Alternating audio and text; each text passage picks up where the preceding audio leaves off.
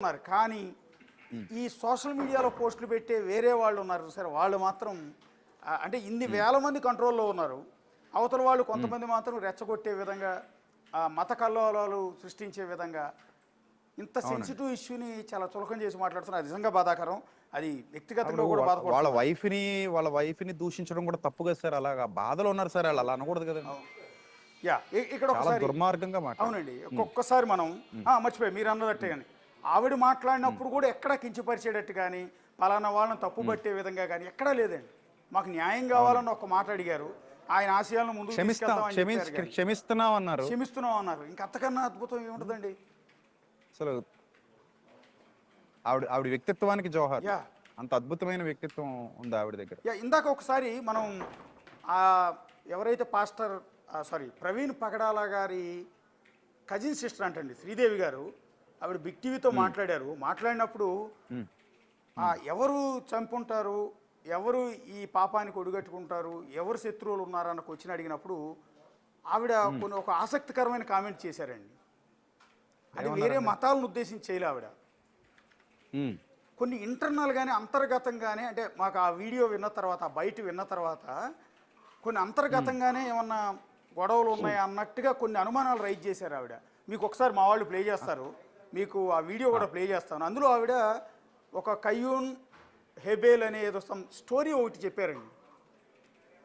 కయ్యూన్ హెబేల్ brothers ఇద్దరు ఉన్నారంటే నాకు పెద్దగా దాని గురించి అవగాహన లేదు కాబట్టి చెప్పట్లేదు.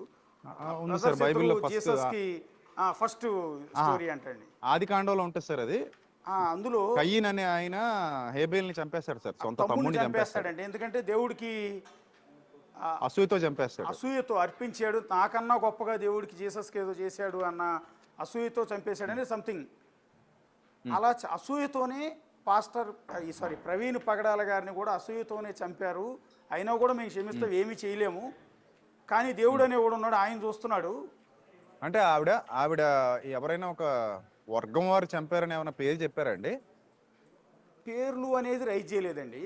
బట్ కొంత అనుమానం, ఆయన చుట్టుపక్కల ఉన్న వ్యక్తులు ఆయన మీద విపరీతమైన అసూయ, విపరీతమైన ద్వేషం ఉండేది ఆయన మీద. ఓర్వలేకపోయారు, ఆయన ఎదిగిపోయాడని. ఆయన స్పీచ్కి ఇంతమంది జనం వస్తున్నారు, ఇంతమంది జనం ఆయన స్పీచ్లు వింటూ ఉన్నారు అంటే క్రైస్తవ సమాజంలో ఆయన ఎంతో గొప్ప ఎత్తుకు ఎదిగిపోయిన విషయాన్ని కొంతమంది ఓర్వలేకపోతున్నారన్న అంశాన్ని మాత్రం ఆయన చెప్పే ప్రయత్నం చేశారండి. ఓకే, ఇప్పుడండి నేనేమంటానంటే, ఎప్పుడు కూడా ఈ డెత్ మిస్టరీ, ఇదొక డెత్ అనేది ఇదొక మిస్టరీగా ఉంది కాబట్టి ఎప్పుడు కూడా ఒక సమాజాన్ని కానీ ఒక కమ్యూనిటీని కానీ కించపరచకూడదు అని చెప్తున్నా. అవునండి, ఈ హత్య ఎవరు చేశారు, ఈ హత్య ఎవరు చేశారంటే హిందువులు చేశారా, లేకపోతే ఏదో షమీ గారి పేరు తెర మీదకి తీసుకొచ్చారు కదా, ఇస్లాం వారు చేశారా, లేకపోతే క్రిస్టియన్స్ చేశారా, లేకపోతే ఇంకో బౌద్ధిస్టులు చేశారా, ఇది కాదండి మనకు కావాల్సింది. ఆ పర్టికులర్ వ్యక్తి గురించి మాత్రమే మనం మాట్లాడాలి. అతను ఎవడైనా కానీ అతని మతాన్ని మనం అసలు ఉద్ఘాటించొద్దు. ఎందుకంటే ఒక హంతకుడు క్రిస్టియన్ అవుతాడా? అవడు. ఒక హంతకుడు హిందూ అవుతాడా? అవడు. ఒక హంతకుడు ముస్లిం అవుతాడా? అవడు. ఎందుకంటే ఆ గ్రంథాలు ఏవి కూడా అలా చేయమని చెప్పలేదు కదా.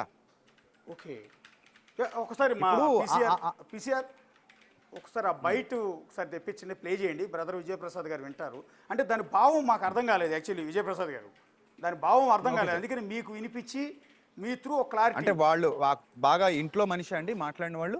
కజిన్ సిస్టర్ అంటండి, మొత్తం రెగ్యులర్ గా. మరి ఆవిడ ఇంకేమైనా ఆధారాలు ఎస్పీ గారు అడుగుతున్నారు కదండి, ఆధారాలు ఏమైనా ఉంటే ఇవ్వండి మాకు, అన్ని కోణాల్లో దర్యాప్తు చేస్తాం అంటున్నారు. సంథింగ్ వీళ్ళు కూడా ఇక్కడ ఒకవేళ మర్డర్ అయితే చంపినోడు ఎవడనేది ఇంపార్టెంట్ తప్ప వాడి మతంతో మనకు పని లేదు సార్. అవునండి, చంపినోడు ఎవడు అంతే, అంతవరకే కావాలి. అది ఎవరు చేశారనేది. ఇప్పుడు దీన్ని ఒకళ్ళ మీద రుద్దేద్దాం అనుకోవడం చాలా దౌర్భాగ్యం సార్. అది రుద్దకూడదు ఎవరి మీద కూడా. దీన్ని అంటే ఒక కమ్యూనిటీ మీద రుద్దకూడదు సార్. దీన్ని ఆ వ్యక్తి వరకు మాత్రమే మాట్లాడాలి. అవునండి, ఏదైనా సరే. ఇప్పుడు ఒక మనిషి తప్పు చేశారంటే హిందువులందరూ తప్పు చేశారని అనకూడదు, ఒక మనిషి తప్పు చేస్తే క్రైస్తవులందరూ తప్పు చేశారని అనకూడదు, ఒక మనిషి తప్పు చేస్తే ఇస్లాం వాళ్ళందరూ తప్పు చేశారని అనకూడదు. కమ్యూనిటీ మీద రుద్దకూడదు సార్. ఎందుకంటే అన్ని మతాల్లో మంచోళ్ళు ఉన్నారు, చెడ్డోళ్ళు ఉన్నారు. నేను ఫస్ట్ నుంచి అదే చెప్తున్నాను. ఇప్పుడు మీకు ఇన్ని అనుమానాల తర్వాత, ఇన్ని రోజుల తర్వాత మీకు ఇప్పటికీ కూడా అది హత్యే అయి ఉంటుంది అన్న భావంలోనే ఉన్నారా? అదే విధంగా సార్ నేనైతే సార్ ఏమనుకుంటున్నానంటే 90% ఏదో జరిగింది అనే డౌట్ ఉంది సార్ నాకు. అంటే సీన్ చూశాను కాబట్టి, డెడ్ బాడీ చూశాను కాబట్టి 2 రోజులుగా అక్కడే అసలు తిండి కూడా తినకుండా ఉన్నాం సార్. మేము అక్కడ ఉపవాసం ఉండి ఉన్నాం. ఇంకా ఒక రకంగా చెప్పాలంటే మంచినీళ్ళు తాగుతూ అలా ఉండిపోయింది తప్ప అసలు మాకు తినడానికి కూడా వెళ్ళలేదు ఎక్కడికి మేము. నాతో పాటు అలా చాలా మంది ఉండిపోయారు అలాగా. పైగా మీకు ఇంకొక అంటే సార్ ఇక్కడ అదనపు తలనొప్పి కూడా ఉంది మీకు అక్కడ. ఎందుకంటే ఎవరు మైలేజ్ కోసం వాళ్ళు, ఎవరు రాజకీయాల కోసం వాళ్ళు అక్కడికి వచ్చి భయంకరం చేశారండి. వాళ్ళని కంట్రోల్ చేయడం మీకు అడిషనల్ వర్క్ కదా సార్. కొంతమంది అసలు ఎంత సీన్ క్రియేట్ చేశారంటే అక్కడ అవునండి. లేనివి సృష్టించేసి ఆ పిల్లల్ని భయభ్రాంతులకు గురి చేయడానికి ట్రై చేశారండి కొంతమంది. తర్వాత పర్సనల్ గా వాళ్ళని నేను చాలా గద్దించాను కూడా, ఇది తప్పు, దిస్ ఇస్ నాట్ ఫెయిర్ అని చెప్పాను నేను అలాంటి వాళ్ళకి.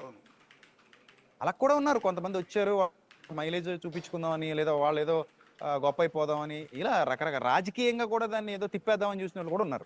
ఒక్కసారి బ్రదర్ విజయప్రసాద్ గారు, మీకు ఇందాక నేను చెప్పాను ప్రవీణ్ పగడాల గారి కజిన్ సిస్టర్ శ్రీదేవి గారు ఏం మాట్లాడారు బిగ్ టీవీతో, ఒకసారి వినండి, దాని అర్థం మీ త్రూ చెప్పిద్దామని.